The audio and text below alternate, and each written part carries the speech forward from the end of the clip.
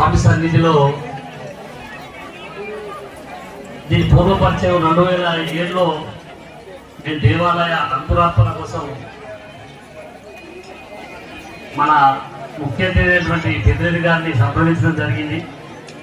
వారితో పాటు ప్రముఖులను చాలా మందిని కలిస్తే ఎంకరేజ్ చేసి ప్రోత్సహించి 1,50,000 రూపాయలు మా దేవాలయానికి మొట్టమొదట బహుకరించినటువంటి ప్రధాన వ్యక్తి పెద్దన్న గారు. ఆ తర్వాత చాలా మంది విమర్శకులు అసలు మైదాన ప్రాంతంలో దేవాలయం కట్టడానికి అవకాశాలు లేనటువంటి పరిస్థితుల్లో దీనికి పైన దారి లేదు, ఎటువంటి అనువైనటువంటి ప్రదేశం కాదు, అది అక్కడ వీలు కాదనేది చాలా మంది ఇబ్బంది పెట్టి విమర్శించిన వాళ్ళు సైతం ఉన్నారు. అయినప్పటికీ ఒక దృఢమైన సంకల్పంతో కొప్పూరు గ్రామానికే పరిమితం కాకుండా కొప్పూరులో ఉన్నటువంటి వాళ్ళందరినీ క్రోడీకరించుకొని చుట్టుపక్కల బేవేరుపల్లి, ముల్కనూరు, కొత్తపల్లి, జీలుగుల, జగన్నాథ్పూర్, కూతురు నడమ, ఎల్కతుర్తి, చింతలపల్లి వీటికి ఇన్ని గ్రామాల ప్రజలందరినీ క్రోడీకరించుకొని అందరి సమన్వయంతో ఈ దేవాలయం యొక్క నిర్మాణం చేపట్టడం జరిగింది. అంచెలంచెలుగా అంటే విమర్శలు ఏ విధంగా ఉంటాయంటే, దేవాలయం నాకు ముగ్గురు కూతుర్లకు సరిపడే డబ్బులు పుణ్యానికి దొబ్బేచ్చింది సావుకారు అనేటువంటి మాట ఉంది. ఎక్కడ దొబ్బేస్తామో ఎవరిస్తారు, బాగున్న పైసలు ఎవరిస్తలేరు.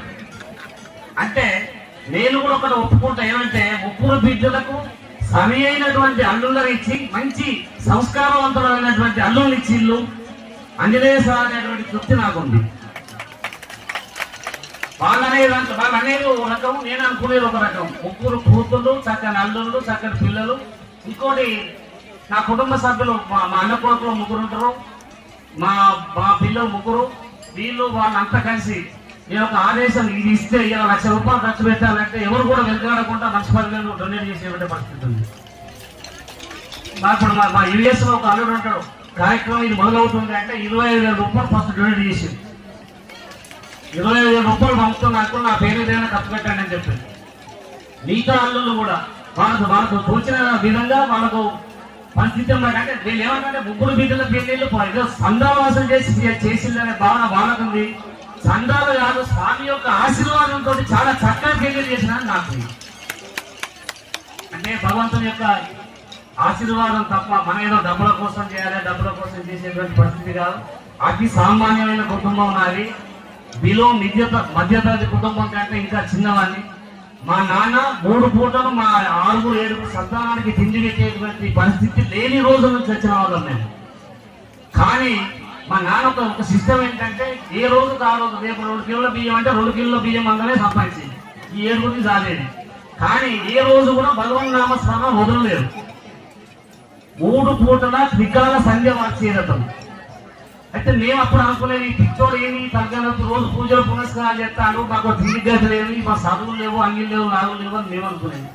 కానీ ఆయన తదనంతరం మా పిల్లలందరూ యశస్సుగా యూకేలో ఉన్నారు, యుఎస్లో ఉన్నారు, ఇక జర్మనీలో ఉన్నారు. వాళ్ళందరూ కూడా అంటే వారు చేసినటువంటి పుణ్యఫలం ఏదైతే ఉందో మేము ఇవాళ అనుభవిస్తున్నాం అనేటువంటి భావన అయితే నాకు ఉంది.